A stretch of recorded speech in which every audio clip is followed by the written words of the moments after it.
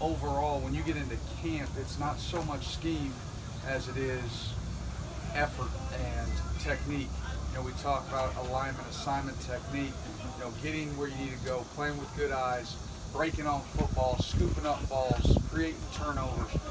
And that, I don't think, across the country, doesn't matter who the coordinator is, that's got to be your emphasis. How similar is the way that you treat the practices? How similar is that to an NFL practice that you have that experience? You know what? It's real. This is kind of sort of a comfortable environment for me because Coach Stoops has run his practices like that. He understands how we have to practice is we have to protect each other. And we go fast all the way to the finish. Just like in the NFL, you have to teach rookies how to practice like a pro. Well, we teach these guys how to practice like a pro. And again, the freshmen, the new guys sort of that are getting indoctrinated, they have to learn how that works and how that operates. But it's full speed all the way to the finish. We don't need to take guys to the ground. We don't need to hit quarterbacks. We have to veer off there.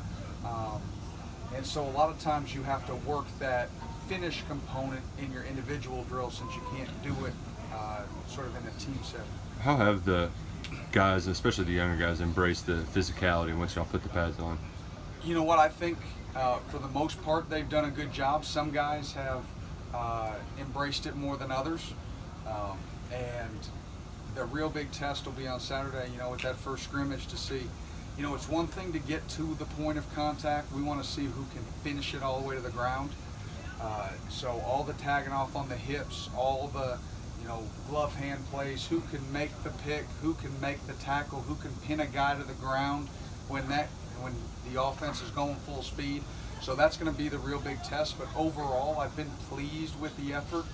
I thought we had a pretty solid practice today. Obviously, there's things to clean up. I thought we were a little loose on Tuesday, and so yesterday I thought we did a good job as a staff. All the assistant coaches did a nice job in their position rooms, getting all those mistakes that we've seen occur over and over, getting them cleaned up. We didn't see nearly as many today, but you never know until you turn on the film. I'm sure there's more. Sorry, you have Josh Paschal in your room now. Yep. Obviously, he played the position before. Can you see that where he's has some experience there, even though it wasn't with you? There's definitely a comfort level, and I was lucky. I had Josh those last couple of games last year as well.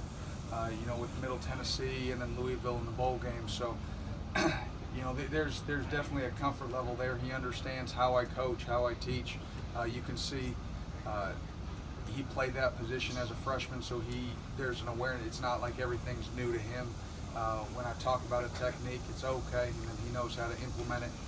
So we're really excited to have him out there. I mean, that's a big physical presence. We're so excited. Everybody knows. Yesterday was his last treatment, so knock on wood, it's his last treatment ever. So. Is there anything that he can borrow from the experience of playing down inside that he can kind of pull over to? I think anytime you play multiple positions, it gives you an appreciation for the whole picture. So he understands the strain that those guys go through, and if you play loose on the edge, what kind of strain that puts on those guys inside. So he has a tendency, which is great, which is sort of my philosophy. He'll play tighter on the edge than most guys. Now, he believes in his power and his strength, and he's bigger than most, so he can. But he also does it out of respect for those guys inside him and the strain that they have to play with.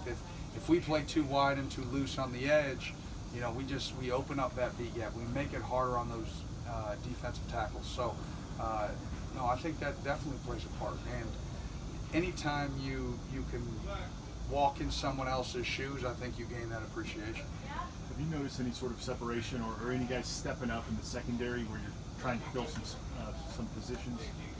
Yeah, I think nothing's been settled yet, but pictures are starting to clean up a little bit there. I've been pleased, with Jamari's work at corner. Now, still got to clean up, be consistent every single day, every single snap.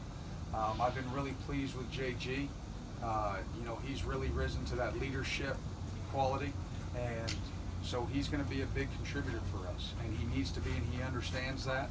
And I like the enthusiasm that he's brought to the deal, and I think said Dort, has shown some good things, and he's made some plays on the ball. So we've got guys that are doing good things back there. We need to continue to become a cohesive unit. Coach Klink and Coach Hood, they do a great job with those guys, and we'll get it ready.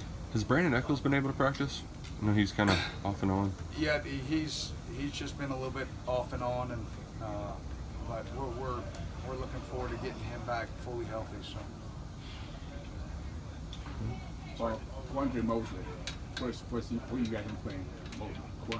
Quandre. Quandre's been playing some safety for us, because we've had to find, we've had a hole there obviously when we lost D-Rob, and he's really starting to adjust to that. He played that at junior college, so after here we are 6 practices in, you start to see a comfort level. You started to see it at practice 5 today. He's in there in the slot, and he makes a big pick in the red zone for us. So you can see things are starting to slow down for him, and that's good. You get a big, long body like that at safety.